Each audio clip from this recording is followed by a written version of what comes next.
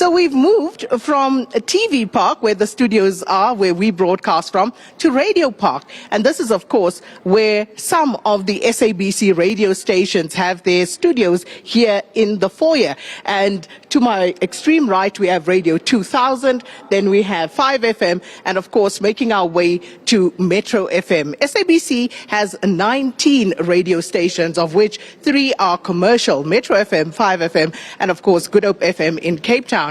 And over the years, these stations have been as instrumental, if not more, in terms of the reach in bringing the news of the day to South Africans across the land. And all you have to do is to look at the ratings that show you that SABC News is still the most trusted news source for the majority of South Africans. So going to Metro FM now, this is a station, of course, steeped in history. You think about black urban culture, and when the transition happened, or as it was about to happen in 1986, Metro FM was established. And as I'm walking through the doors, this used to be my own old stomping ground, and I remember walking down these corridors, and the late Eddie Zondi, he would always say, "Sakina," as he walked in, because he said he could smell my perfume as he walked through the door. So I have very fond memories of this place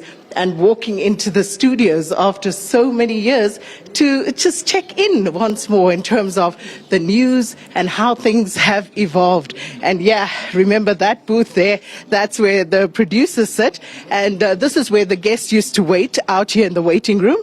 And making my way into a studio that I called home for very many years. And this is where I won my first radio award for current affairs here at Metro FM Talk with Sakina.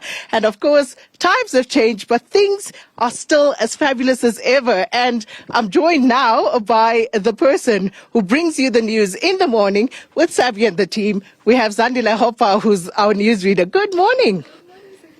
So, Zandile, I'm going to have to come to you because... No, stay that side. I think let's take it from here. Oh, man, some nostalgic moments sitting here. But, of course, Zandile, over the years, news. Talk to me about how you came in here and what attracted you to become part of the news team. So I started doing radio on campus radio, and then I was an intern at one of the radio stations in Johannesburg. I transitioned to Metro FM in 2021, 22, not too sure. I became a newsreader, weekend newsreader, and that's when I fell in love with the art, which is broadcasting.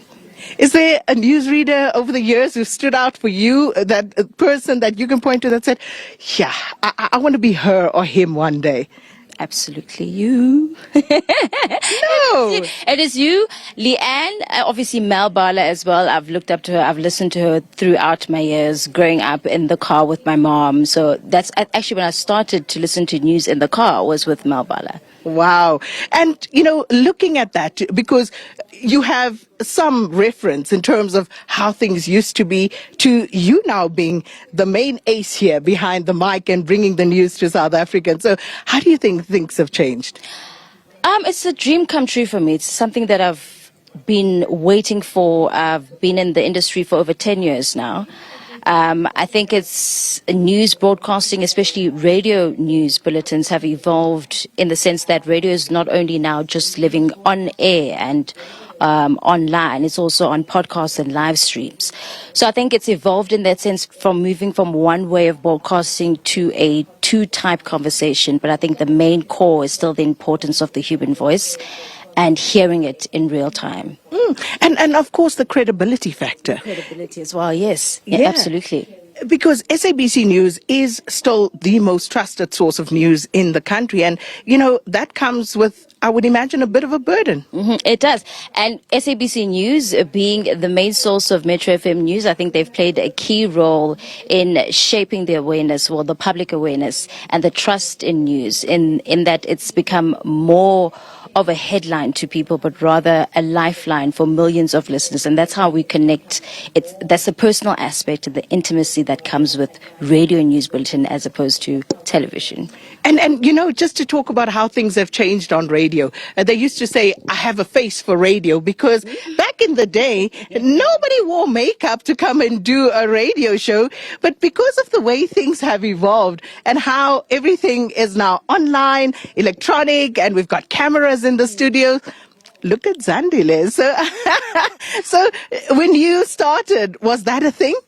It was definitely not a thing for me. I had to prepare myself for today. I usually wake up, put a tracksuit on and come to work because I wake up at 4 a.m.